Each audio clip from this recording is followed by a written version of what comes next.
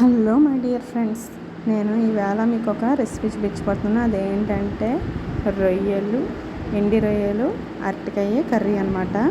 First వచ్చేసి మనం ఎండు రొయ్యలు, ఉల్లిపాయలు, అరటికాయలు తరిగేసి పెట్టుకుంటాం. ఎండు రొయ్యలు ఏమో నానబెట్టుకుంటామండి.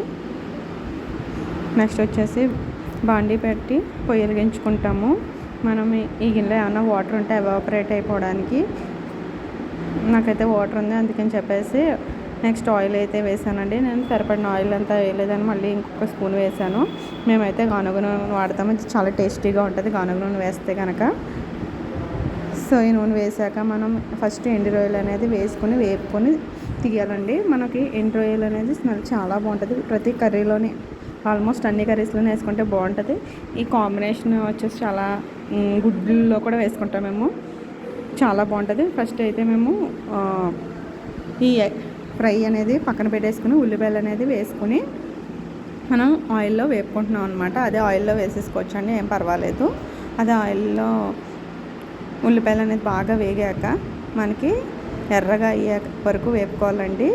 ఎత్తుకోండి ఎర్రగా అయ్యాక అప్పుడు నేను అల్లం వెల్లుల్లి పేస్ట్ నేను తక్కువ వేస్తున్నానండి. ఎందుకంటే ఈ మధ్యన అందరికీ డైజెస్టివ్ ప్రాబ్లం వస్తుంది. అల్లం వెల్లుల్లి పేస్టు కొంతమందికి పడుతుంది, కొంతమంది పడకపోవచ్చు. అందుకని చెప్పేసి మేమైతే తక్కువే వాడతామండి. చికెన్ అలాంటి కర్రీస్లో అయితే వేసుకోవచ్చు. ఇది వెజిటబుల్ కర్రీయే కానీ కాకపోతే మనం కొంచెం ఎండి రొయ్యలు వేస్తున్నాం కాబట్టి వేసాను అల్లం వెల్లుల్లి పేస్ట్. నెక్స్ట్ మొత్తం అరటికాయ ముక్కలు కూడా అన్నీ వేసుకుని ఉప్పు, పసుపు, కారం వేసేసుకొని ఈ తీసిన ఎండి రొయ్యలు కూడా వేసేసుకుని బాగా కలుపుకోవాలండి. మనకి బాగా మిక్స్ అయ్యేలాగా కలుపుకుంటున్నాము. కలుపుకున్నాక మనకి బాగా అరటికాయలు అనేది బాగా మగ్గనించాలి. మగ్గాక మనం కావలసినంత వాటర్ అనేది వేసుకొని మనం కలుపుకోవాలన్నమాట అండి. బాగా అరటికాయలు మగ్గితేనే మనకు రుచిగా ఉంటుందండి. ఆ తర్వాత మనం వాటర్ వేసాక మరింత మగ్గుతాయి కదండి, ఉడుకుతాయి కదా.